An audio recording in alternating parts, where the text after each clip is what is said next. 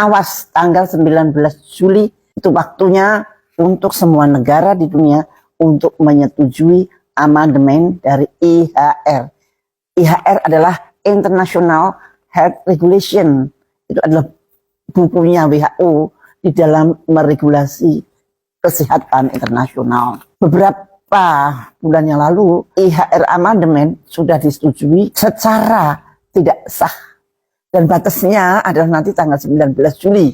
Kalau 19 Juli semua negara setuju, ya IHR akan berlangsung. Ini pesan untuk Pak Prabowo. Amandemen IHR ini sangat berbahaya untuk kedaulatan bangsa dan negara kita, Pak. Ini gandengannya dengan pandemic agreement. Ini aturan-aturan yang terperinci diatur di sini. Amandemen IHR yang akan disahkan besok tanggal 19, kecuali kita tidak setuju, isinya benar-benar merenggut kedaulatan bangsa kita untuk melindungi rakyatnya. Jadi Bapak tidak bisa melindungi rakyat Bapak kalau ada pandemi. Ada 10 hal kenapa banyak negara juga menolak.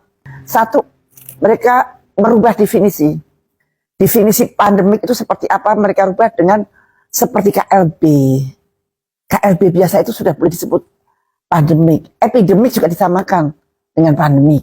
Nah ini berbahaya karena mereka bisa mengatakan pandemik itu sama dengan bioterorisme karena disamakan dengan KLB, karena disamakan dengan epidemik. Epidemik juga mereka akan menentukan gitu.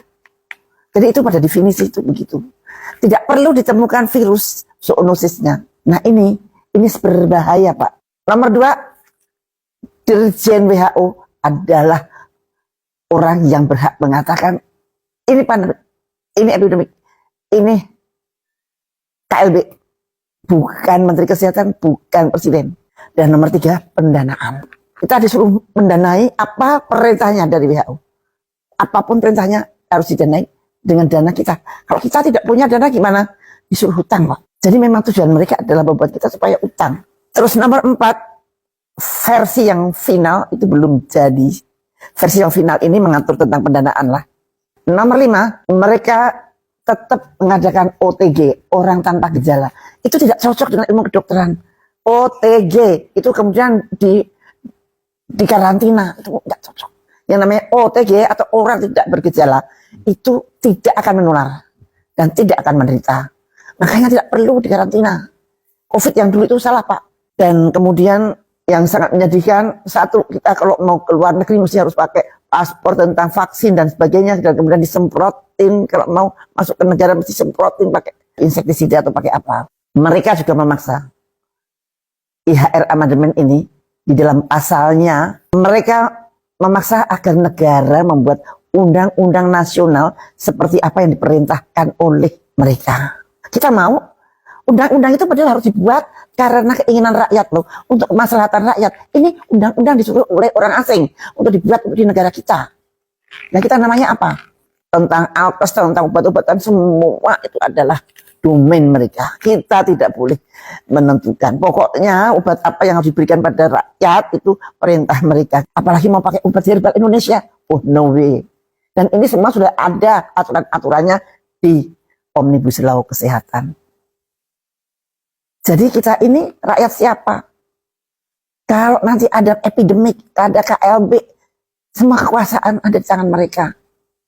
Pasal-pasalnya sudah jelas banget. Dan ini kita harus menolak. Kenapa menolak? Karena kedaulatan kita sudah terenggut sama sekali. Dan yang terakhir, amandemen IHR ini jelas tidak melindungi hak-hak asasi manusia yang paling private. Itu Pak Presiden, ini hanya di tangan Pak Presiden yang bisa membatalkan supaya kita tidak ikut IHR amandemen. Karena menteri kita sebagai wakil dari negara ini di WHO sana menyetujui, padahal nanti akibatnya sangat-sangat rumit urusannya. Dan yang paling dirugikan memang negara dan kemudian bangsanya. Jadi mudah-mudahan ini bisa didengarkan oleh siapapun, mudah-mudahan oleh pembuat kebijakan. Mudah-mudahan DPR juga memikirkan ini. Mudah-mudahan Pak Prabowo mendengarkan ini. Jangan mau disetiru oleh kekuatan manapun juga ketika Bapak memimpin bangsa ini.